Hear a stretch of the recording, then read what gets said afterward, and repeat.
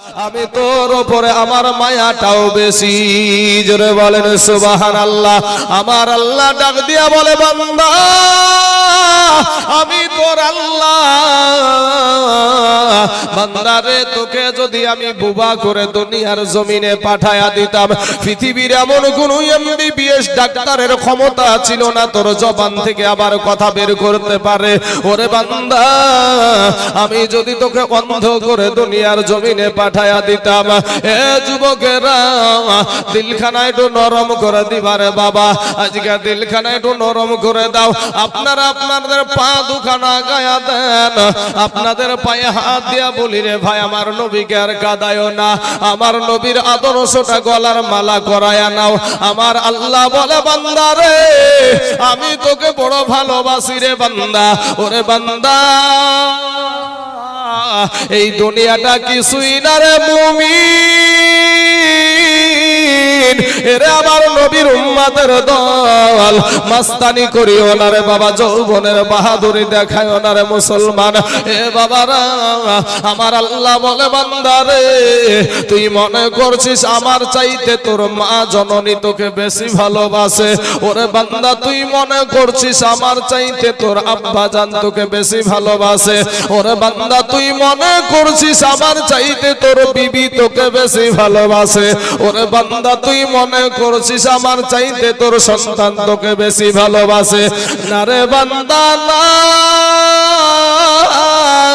আমি আল্লাহর চাইতে তোকে কেউ বেশি ভালোবাসে না। জোরে জোরে বলবে সুবহানাল্লাহ।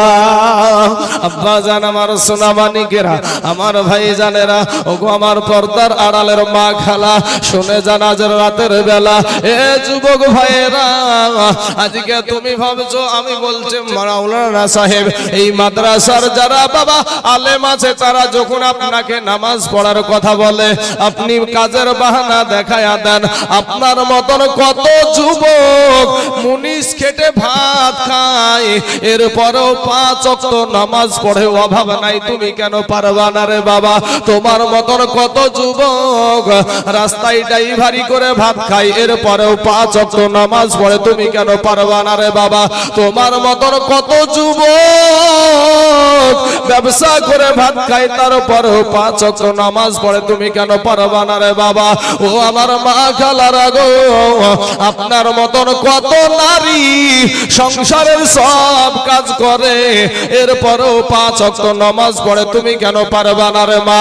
এরে মা, এরে আমার বোনেরা, তোমার মতন কত নারী বুরখা পরে পর্দা করে কলেজে যায়, তুমি কেন পারবা না রে বোন? তোমার মতন কত বোন কলেজে পড়ে, স্কুলে পড়ে, হাই স্কুলে পড়ে, এরপরেও 5 ওয়াক্ত নামাজ পড়ে, তারপরেও বুরখা পরে পর্দা করে, তুমি কেন পারবা না রে বোন? ফিরে এসো রে বোন, ও যুবকেরা, যৌবনের বাহাদুরি দেখায় না। কবি বলছেন, রূপ যৌবনে যদি, রূপ যৌবনে যদি থাকে অহংকার, আর গরু স্থানে যাইয়া দেখো হাল তথাকার। ই কত যে সুন্দর নারী ই কবরে শুইয়া, কত যে সুন্দর ছেলে এ কবরে শুইয়া, এ রূপ যৌবন গেল মাটিতে মিশিয়া। উঠাও উঠাও মাল গাড়িতে ভরিয়া, আর গাড়ি যখন ছেড়ে দিবে পস্তাবে বসিয়া। খোদারি হুকুম হবে এ ছেড়ে দিবে গাড়ি, এ খোদারি হুকুম হবে এ ছেড়ে দিবে গাড়ি, আর জমিনেতে পড়ে পড়ে দিবে গড়াগড়ি।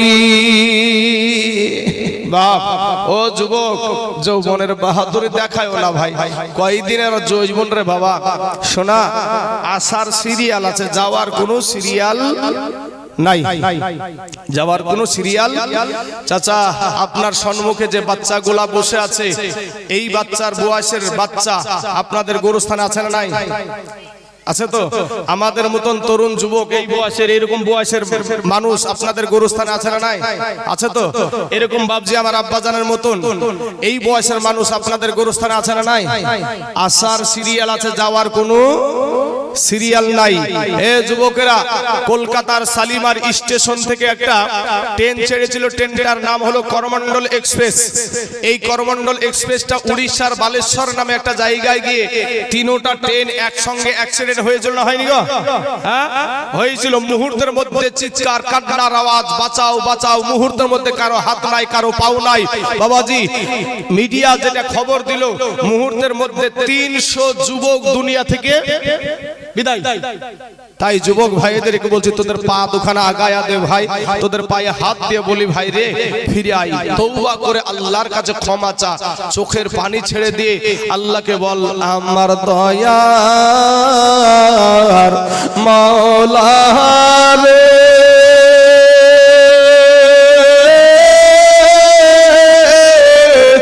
আমার মায়ার মাবুদ রে, কোথায় গেলে পাইব তোমার ঠিকানা,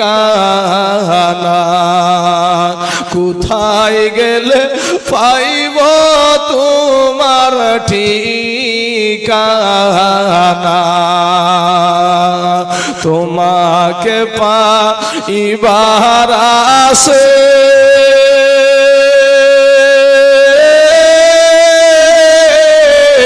ঘুরিয়া বিদেশ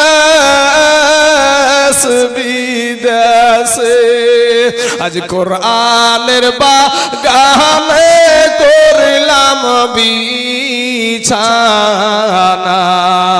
আজ মাদ্রাসার জমিনে করলাম বিছানা,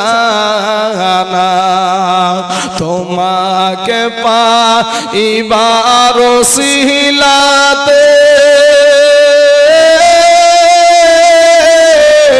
হাত দিলাম আমরা পীরের হাতে,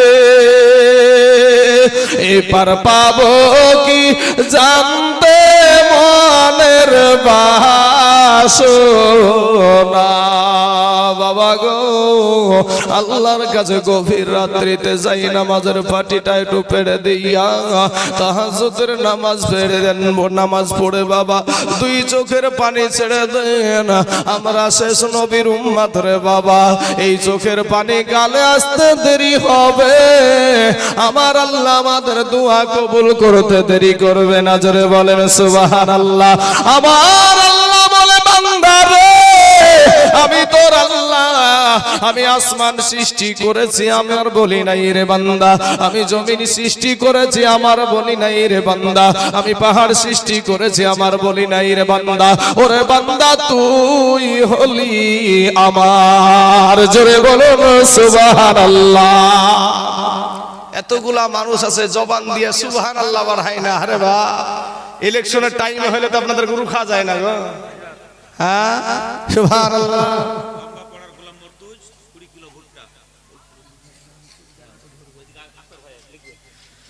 বাবাজি আমার সোনা মানিকের আমার ভাই জানেরা, মনে হয় যে ফেবিকুইক আঠা বুঝেন গো আপনাদের এলাকায়?